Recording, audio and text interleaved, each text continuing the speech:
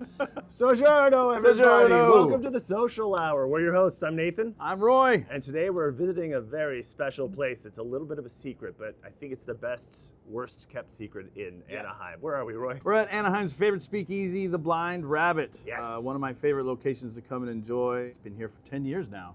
10 years indeed. I think my first time here was 9 years ago, and I was thrilled and impressed then, and I'm really excited to see what's been changing over the past years. And they have some staples too. For those of you who have been here before, they have those staples that stick around and are just crowd favorites too. So we're excited to see what's new on the holiday menu right now. I'm ready to learn some new favorites. Me too. I can't wait. Personal new favorites. Let's get to work. Let's get to work. I like these Christmas outfits we're wearing. Me too. Look at that. Best package ever. You know Let's what? do a wardrobe change. Yeah, let's do it. Let's do it. Let's do it. All right. Wardrobe guy, I love On it. to the interviews, and then whip cuts over there.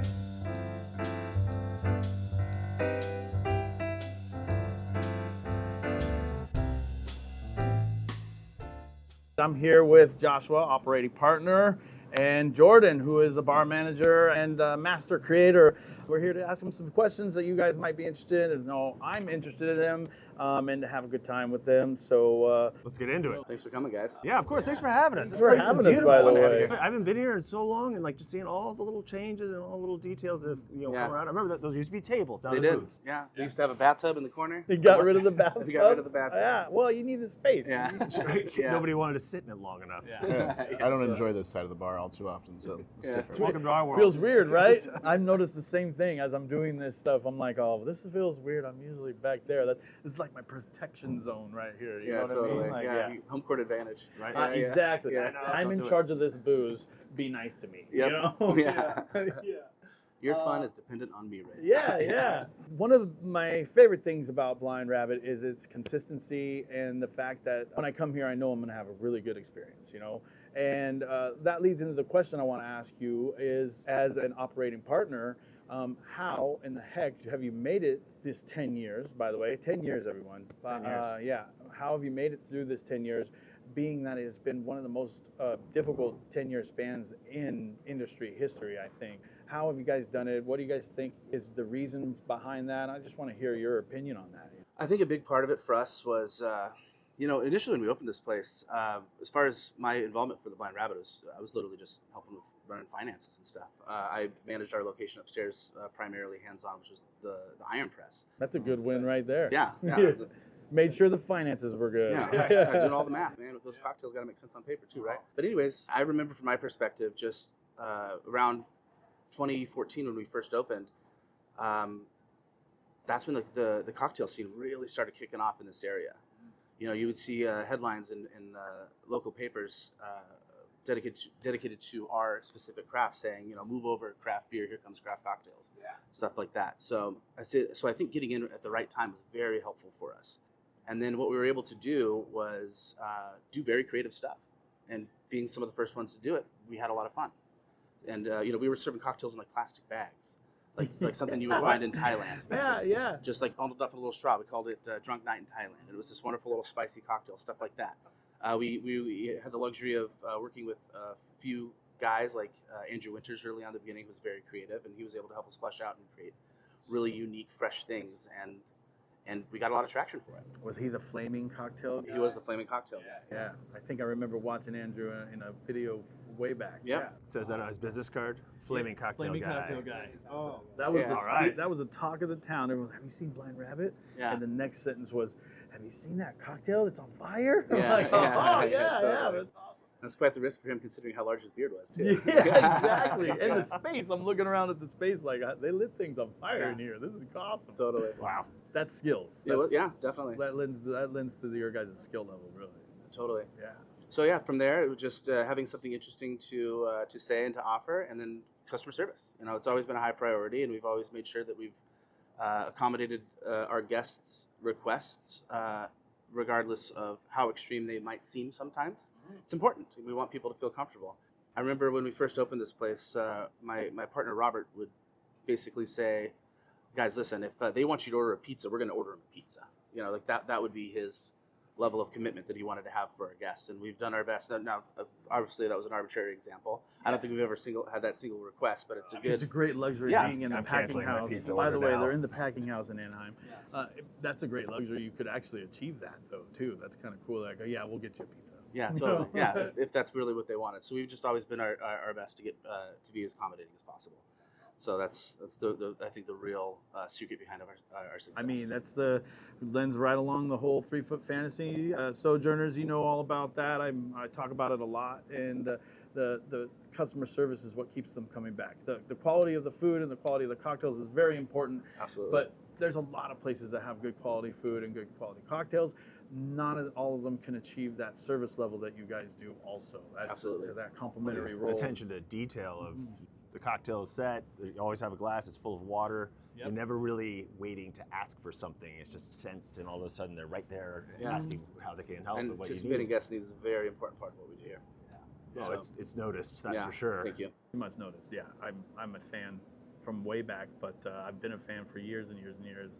And obviously, you have the hearts of the locals too, because you're still doing really well. I was just here on a Monday night last week, and you guys were packed from 5 to close, so that's really important. Oh yeah, we were held to those 90 minutes. Yeah, Yeah. you will be held to your 90 Thumbs up. minutes. Yeah, yeah. Please be respectful of that, guys. Yeah.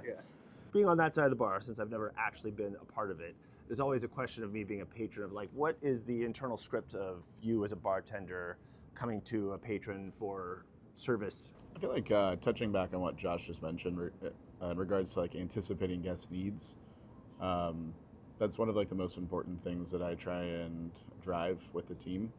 That really starts with the start of service. Before we Pre-shift, right? Yeah, before we get into service, we like to come together. We like to over communicate and have an idea of what's on the docket for the evening and what the flow of service is going to look like, who's coming in, are they return guests, trying to find those tendencies or things that they prefer and anticipating that need. So if we know that so-and-so is coming in this evening and the last time they were here, they had a specific martini variation utilizing a specific spirit, we want to try and beat them to the chase on that and just let them know like, hey, like last time you were here, you seem to have really enjoyed this cocktail. Is there any way I could get you started with that? It's a nice touch to feel remembered Right? when you go to a place. I mean, we got a little VIP experience last week. We were here a little earlier, and we got to see exactly what Jordan's talking about with the pre-shift meeting you guys had. You guys were talking about allergies, possibilities for guests. You really personalize your guest list and for that night and your reservation list for that night. And it really made me feel like you guys were really in tune with who you had coming in that night, what your plans for the night were, if there was anniversaries, if there was birthdays, just really kind of over exceeding the guests' expectations as far as like, oh, we're going to go out to this nice dinner and have a nice dinner and cocktails. It's much more for you guys. I noticed that right away when you're doing your pre-shift meeting. We do pre-shift meetings where I'm at also. You guys know where I'm at. It's a bigger place. We do them also. But you guys are really in depth with it and really in tune with what you wanted to have executed Totally. that Yeah. night. It's like a pep talk before the big game. Right. That night Yeah. was really specific, and those guests were really specific. So it was very exciting to see the personalization they want to give to you guys, and the way you guys handled that was really impressive. And since we started doing that, it's been great because we see the positive feedback in the reviews. Yeah, and it gives everyone. I noticed also everyone was engaged. It gives everyone on the staff, the host all the way to the hostess, to the back of the house, to the actual boots on the ground bartenders. It gives everyone an opportunity to kind of chime in and be like, hey, we're running low on this, so try to not do this until Jordan finishes with the batch. Once he finishes with the batch, then push it, after that. But until 9 o'clock, down to the minutes, you guys were really in tune and in detail, ready for that evening. And that made me feel charged up. Like I wanted to be on your staff that day. I was like, this is awesome. Yeah. Well, I think we should consider a guest bartender. Right. Yeah, I would love it, man. I really would. I really would. Yeah.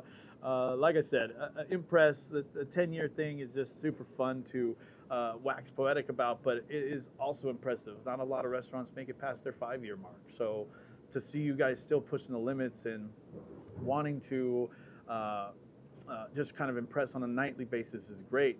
But that kind of leads me into my next question is 10-year future plans. Jordan, Joshua, you guys could both elaborate on this. Like, what do you think? You got 10 years in the bank, very successful. If someone mentions craft cocktails in Orange County, they mention the Blind Rabbit right off the bat. It's always a big one. There's a couple others out there that get mentioned, but Blind Rabbit is the heavy hitter.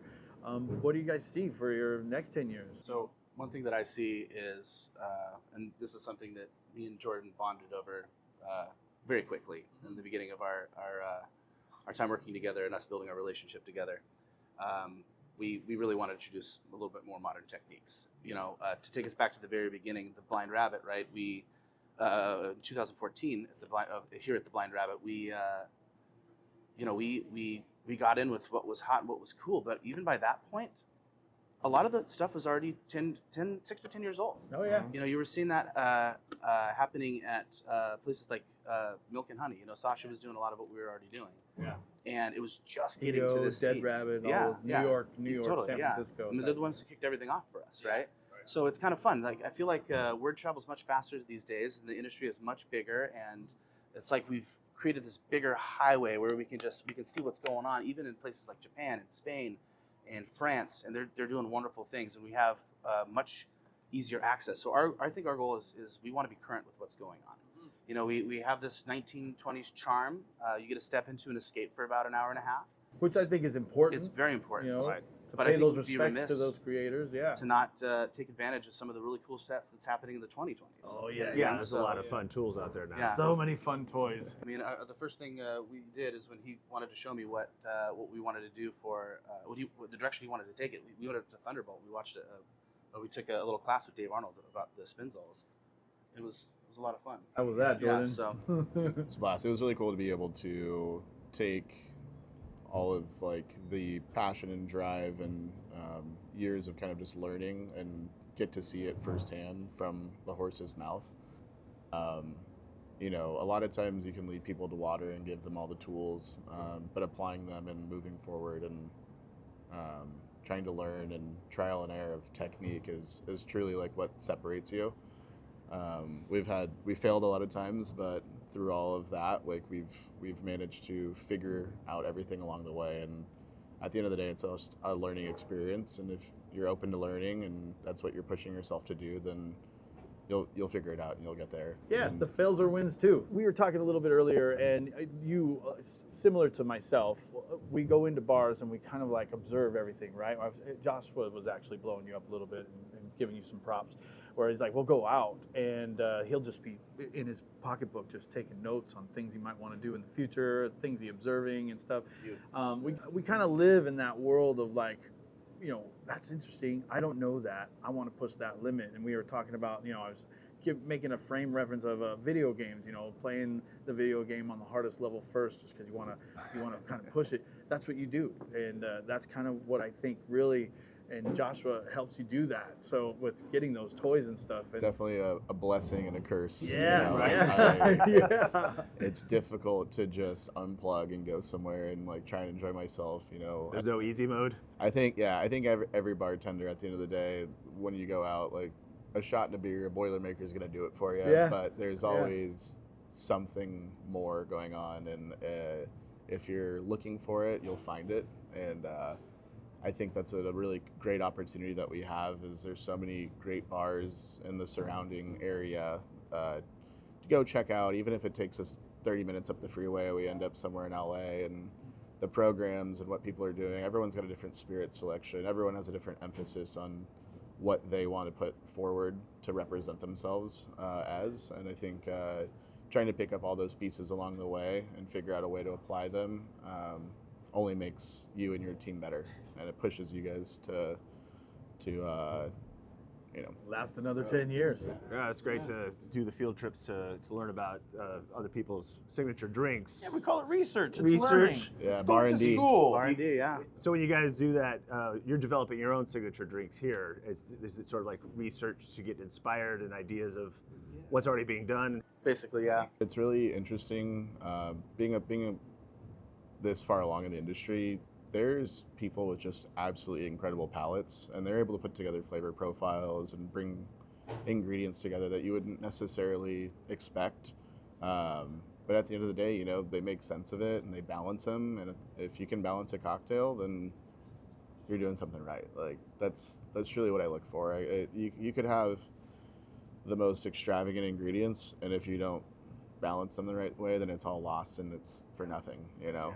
Yeah. So Do you guys have a signature drink here, right? yeah, I mean, there's How been often do you rotate them, or you just develop new ones and let the old ones kind of fade to memory? Yeah, our menus like rotate, I'd say 3 or 4 times a year seasonally. But Okay. in between all of that, we have our holiday features. We do little activations and pop-ups every now and then, working with spirit brands that we're passionate about, and we want to communicate that to the guest more than anything, as it's one thing for us to know and you know, be excited about it, but it's an opportunity for us to teach more or less, or share our knowledge. Yes. Yeah, And share is a I good think word, sharing is the most important part of what we do. If we're not sharing and we're not getting the word out, then it's, you know, gonna kind of get buried and lost. There's so many people doing so many amazing things that we want to make sure that we're paying them their dues and respects, and you know, putting our own touch and personal twist on them along the way. Yeah, a little homage, a little Yeah. like, hey, that's an awesome technique. I want to try to tweak it a little bit and make it my own. I do that a lot. You know, a few years back, the CBD craze was going. I was working with making some CBD cocktails for some clients that I had in my consulting business, and they're like, "Where do you get this like inspiration from?" And I literally was like, "Well, I went to LA, went out with some friends, and just started having a good time at some bars, and I just saw some people working on these cocktails, and I started asking them questions and started wanting to learn, and they were willing to share that knowledge with me, and it inspired me to do some for you." You know, and I notice right now, kind of the new black in the bar industry is non-alcoholic beverages. So I've been working on a lot of non-alcoholic beverages. Where I'm at, you guys know where I'm at. It's called for quite often, actually, for where I'm at, because some people they want to be in the environment, but the drinks that we normally make at my location are insanely Absolutely strong, yeah, and just really bold flavors, and they're just like, I can't have another, really strong drink like that. But can you make me something non-alcoholic? For the last time, the floor attacked me. Yes, exactly. It's all about like going out, like you said, and then finding those other bars that are willing to kind of share some knowledge with you, their mistakes, maybe eliminate a little bit of your mistakes, you know, along the way, and then just kind of lifting each other up. You know, that's one of my things that I love about the industry, and what I want to get through to you, the sojourners, is we do a lot of behind the scenes stuff and a lot of learning, and research, Lots of learning. But it's always in the form of wanting to present you with the best, and them with the best product. You know, sometimes when I'm training people, I tell them, like, I want you guys to consider these things. Every cocktail you make, kind of like what I do. I consider them a small gift. You know, I want to make sure that my garnish looks good. I want to make sure that I've properly shaken it. It's a happy cocktail. It's got a nice foam on the top. It's properly diluted. It's, you know, everything has to be right with that thing, because it's literally a little gift I'm giving to each guest, you know. And I think that you guys do a really good job of making the guest feel like that with your personalizations of, like, I mean, that hot toddy. Oh, it was first sip. It's like, with the it's so beautiful. And you just take one sip, you're like going, oh no, oh no. You guys really hit the nail on the head as far as like that creativity and mixed with that guest service. It's like the perfect balance. For me, that's the most important thing. Is I'm not necessarily, I'm doing this for myself, you know, in a sense. But what's the point of learning all of these things if I'm not here to share it with other people and help them grow?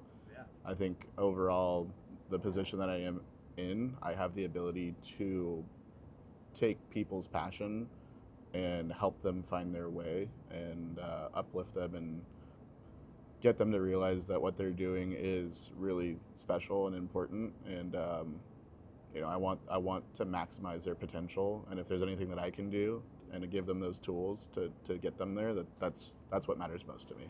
That's awesome. So.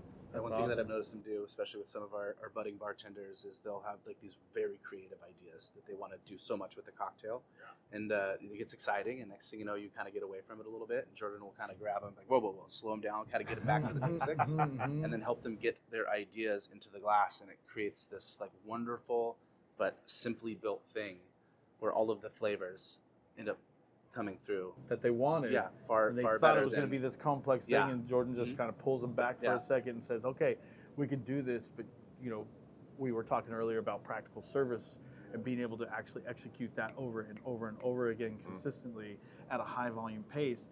It's not always easy to do a 10-bottle touch cocktail to get all those things, but you kind of help them kind of, all right, everyone just calm down. We're going to get this same complexity by doing this." A lot of that comes with just experience and diving in and like seeking out spirits. You can muddle a bazillion things into a cocktail, but there's probably a spirit that already has those flavors in it, right? Or a spirit that's distilled from that. Right. It's like if you wanted to put blackberries and XYZ and smoke the drink, that's cool and all, but like, have you ever had Muir? Have you ever had, if you want blueberries, have you ever had Slivovitz? Have you ever had Kirschwasser? Like, there's all these amazing flavor profiles that are available to you, and you just might not know it yet. And so, like, if I can give you a little nudge or give your palate something new to get excited about and find a way to apply it, like that's what I want to do. Bottles. There's so many bottles. With the realization, someone's like, "Have you heard of this?" I'm like, I don't even know what family that's in. What is it? Yeah. Yeah, it's really a gift of knowledge. Like, honestly, it's so it's very cool that you mentioned that. Blind Rabbit can do that.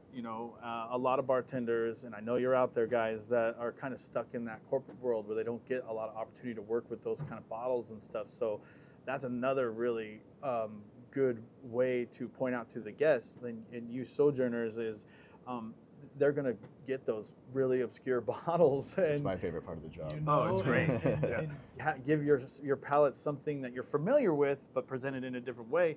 And you also are giving the toys and the ability for your bar staff to kind of create with those things too, which that's important. It's super important in this world of competition. As far as, like you said, there's a lot of other craft bars. We really want to nurture. We want to nurture people's creativity and their drive, and we want to give them all of the outlets. And we do have all the toys, but you also want there to be an understanding that the toys exist for specific reasons and purposes, and not everything needs to be treated and spun through a spinzall or become this extravagant thing. You can still make a beautiful drink, but that's where you have your beautiful drink, and then you figure out how to apply a new technique or a new way to serve it, a new application for all those flavors and profiles. Sometimes for efficiency, right? Yeah. So we have a couple cocktails on our menu that are very labor intensive. Turnaround time for them could be 2-3 days, but ultimately the product that we're left with is something that you get a taste of it and you realize, like, holy shit, there was so much time and effort that went into this, and then being able to have that conversation is what really rounds out that cocktail and its experience. You can put anything in a glass and serve it to someone and it's objectively tasty, right? But it's the story and everything that goes along with it that really sets it apart and defines what that drink is. Tell them about the Tally Man. This one. Speaking back to the class that Josh and I had attended with Dave Arnold. One of the earlier techniques that I had read about in his book Liquid Intelligence was a style of adjusting a cocktail that is referred to as Justino. The story on the name Justino is just as funny as like the entire approach, but it was initially done with rum and bananas, and I thought, like, holy, this is so cool. Like, this tastes exactly like fresh banana, and trying to find banana flavor profiles in cocktails is a little runcy and artificial at times, Okay. you know. So it's like Yeah. you've got Bright yellows. you got creme de banana and you've got your Giffard banana, and that's really cool, but nothing's gonna beat that fresh banana flavor. But when it comes to banana, it tends to be something that's a little starchy and it's a little pulpy and thick at times. If you're just like, you know, shaking a daiquiri with banana to get a banana DAC, like it's gonna be good, don't get me wrong. Right. However, Creating the efficiencies and what we're looking for was the Making the reason that I saffron like taste forever. I kind of just decided like, hey, I want to make a cocktail that is just unapologetically banana forward. And we had someone on our team who was saying like, oh, I want a cocktail that tastes like banana bread. And I kind of laughed, and then I thought about it for a day, and I was like, I think I can actually do that. And so I went back and I just touched on the technique, and we had just gotten the Spinzalls, and so I was like, okay, I'm gonna make Justino. And I ended up doing it with a cask finish cachaça. It's from Avila Cachaça. Pete, you make awesome stuff. Keep doing what you're doing. This happened to be their Ambarana cask finish, which is a native oak to Brazil. It in itself already has these like really big spice notes, almost like horchata, if you would. Okay. So I went ahead and used that as the base to create the Justino. And when I'm like a big fan of banana bread. I eat it every day, but as like my pre-school snack. Like I'd be walking to school, I'd be eating a little loaf of banana bread. Like it was just, for whatever reason, my aunt always bought me banana bread. Like other flavors that came to me were walnut or blueberry, and so I was kind of trying to figure out what I really wanted to get across in the glass. And when it comes to walnut, Nocino is like the biggest thing that like stood out to me. And so there's a producer called Il Malo. It comes from a really cool obscure portfolio that we work with called Oliver McCrum. Okay. And that walnut with that specific cachaça and that banana was really starting to create like an amazing flavor profile. And the finishing touch was sherry. I'm a big fan of like fortified wines, big fan of vermouths, aperitivos, all my Amaro. And sherry really came in to save the day and round that cocktail out. And what I actually like ultimately figured out through the process was that I could spend all of this time doing this Justino to then only add sherry and Nocino, which is generally unfined and unfiltered. So it was taking away from all of the efforts that were going into it. And then I thought, well, why don't I just batch my cocktail in its entirety, treat the cocktail, and then spin that through the Spinzall. And I ultimately was able to achieve a cocktail that had all of the flavors I was looking for. The cocktail ended up having its own dilution from the water that's present in the bananas. So it gained about 8% of hydration, and it put the cocktail finishing at 17% alcohol, with about an average of like 18 bricks. So we're sitting there measuring sugars, we're sitting there measuring our yields, we're measuring every single aspect of it.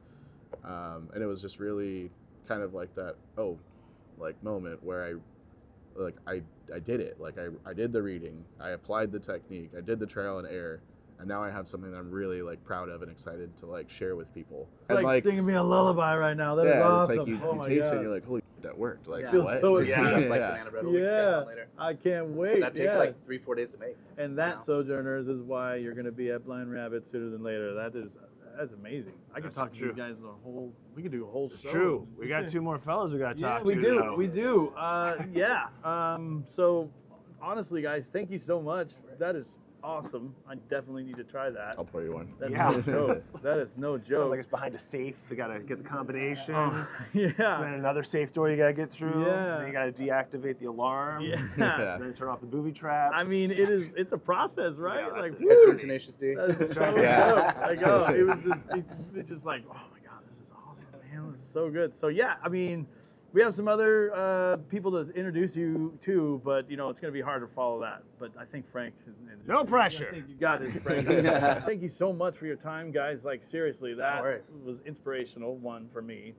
Absolutely. And two, I think our listeners are really going to appreciate like the knowing finally, some of those back of the house things that don't really get brought up in a lot of these kind of environments and YouTube channels. At the end of the day, I just want to put something in a glass in front of you that's made with like passion and intentional, but you love it too. I don't want to make it seem like it's like more than it is. You know, I Right. still want it to be approachable. I don't want it to be pretentious. It's not pretentious. I don't. Yeah, I just exactly. you know, Simple's better. I just want it to be fun for everyone. You know. Yeah.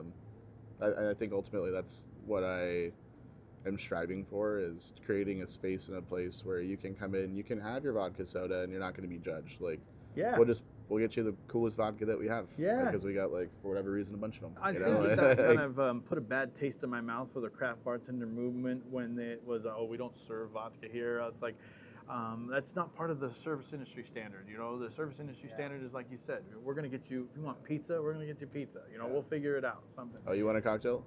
Now you will. Yeah. It's like, whoa, whoa, whoa, Yeah, whoa, like, what? like no. So, again, I really appreciate you guys for your time. I think that is you've all heard the reason why it's going to be another at least 10 years here at the Rabbit.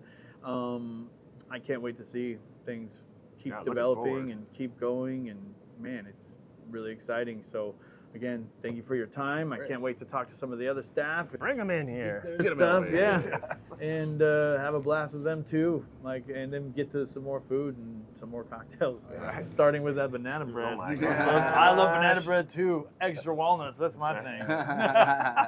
And we are back with two new guests that are actually hosting us for the Blind Rabbit. And we have Frank and Sergio. They have many titles they gave us, but apparently I'm going with the goat and the baby goat. Yeah. Title cards underneath you to verify who's who. Gentlemen, thanks for having a chat with us on this one.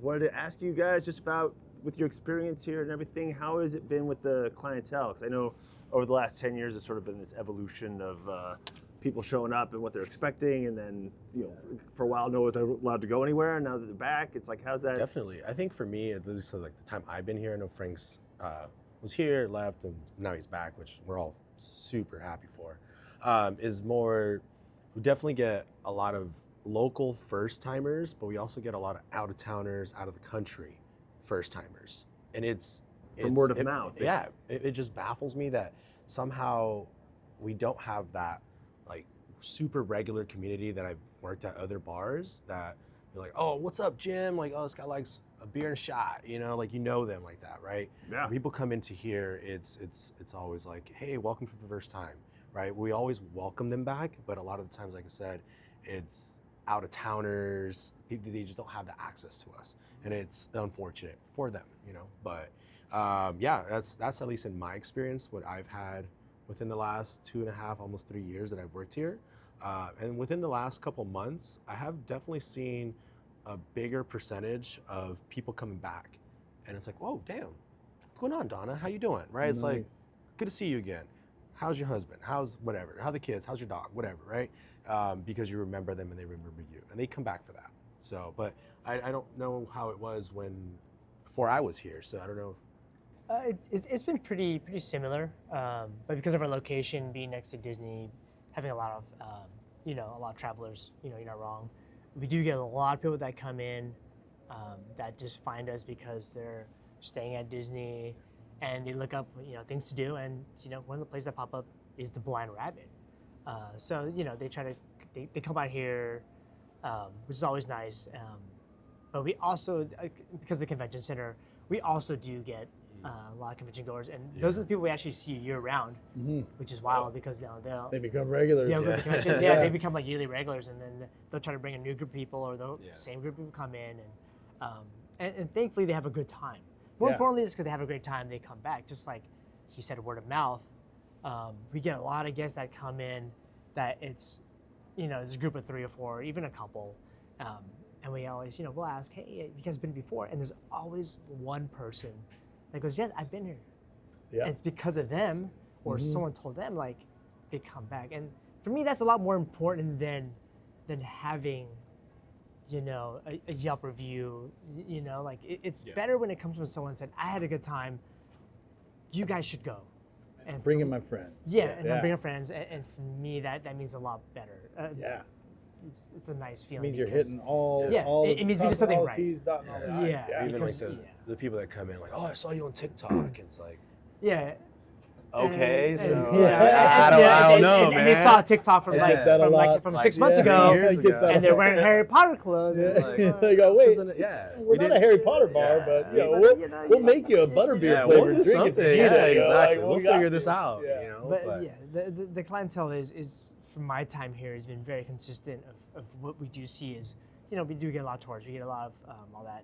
It's not because of how the size of this bar and and our reservation system. It is hard to have like regulars that can just pop in and say hi. Yeah. But what I always tell the guys, or here's my number, man. Like, give me a call, shoot me a message.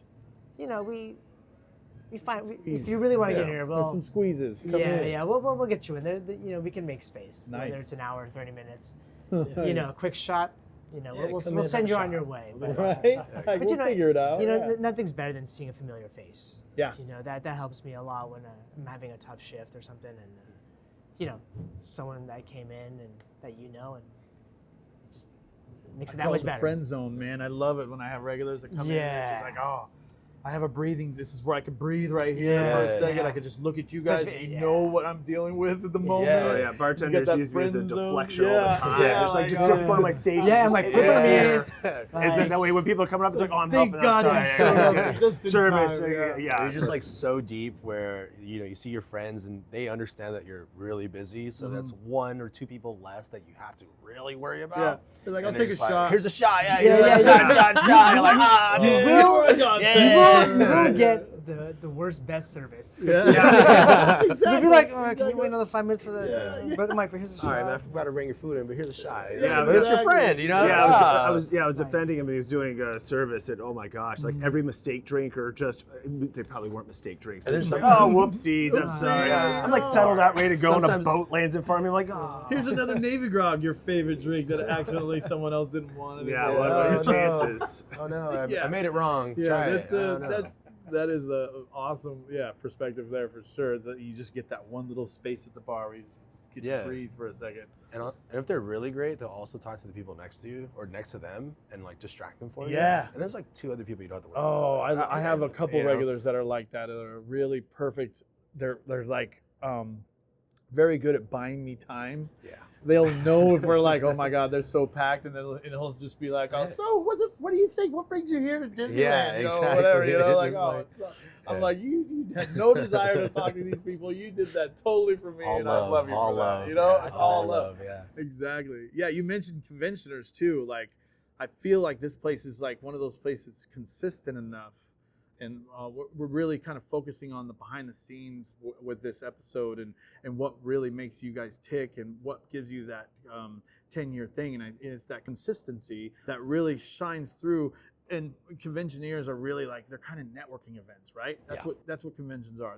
They're networking events, getting to meet people. So you guys have now became one of those places where like, I got this place. Yeah. We're gonna go there and 100%, have a yeah. couple cocktails, have a nice meal. You know, you're the show off place. You're the mob boss place. Oh, you it's know? absolutely Yeah. mind blowing. It's like, all right, hang on. You open the door. Yeah. It's like, where are we Yeah, going?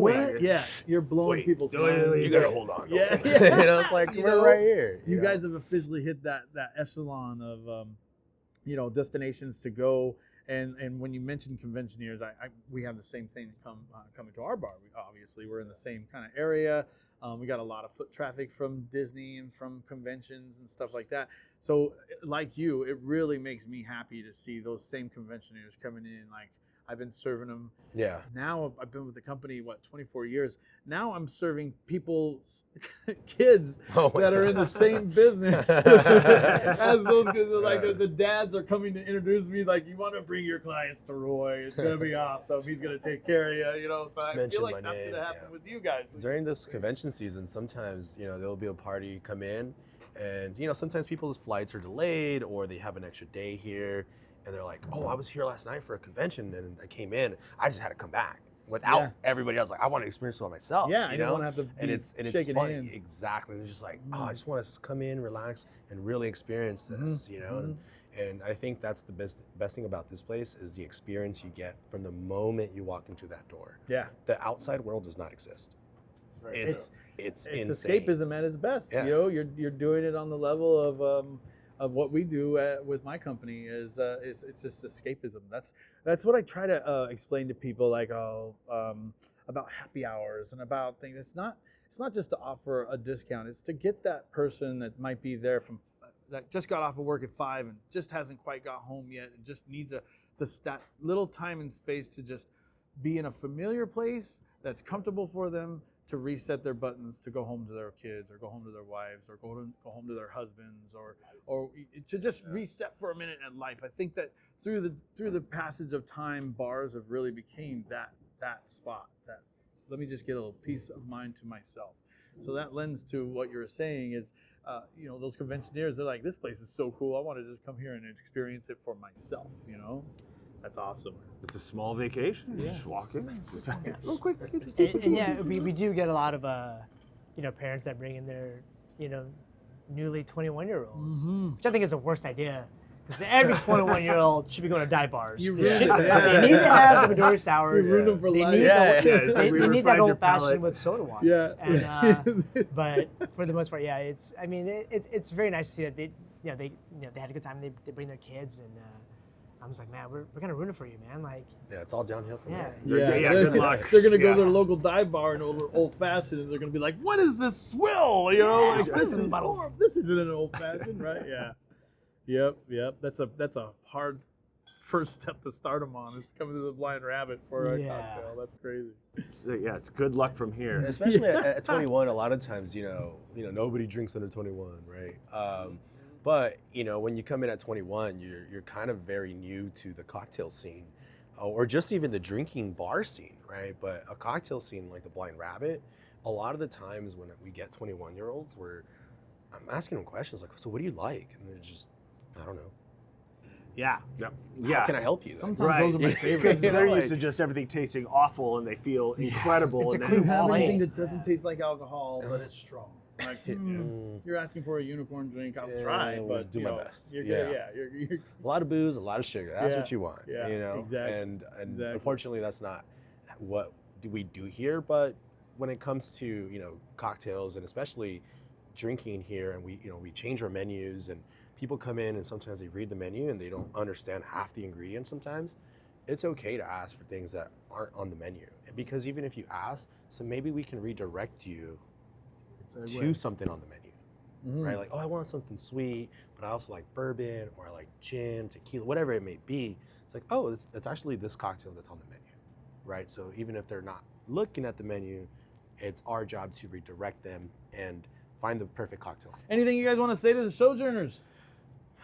Thank you for having us, and we hope to see every single one of you guys, at least on my end. I know Frank, he's been here for a long time.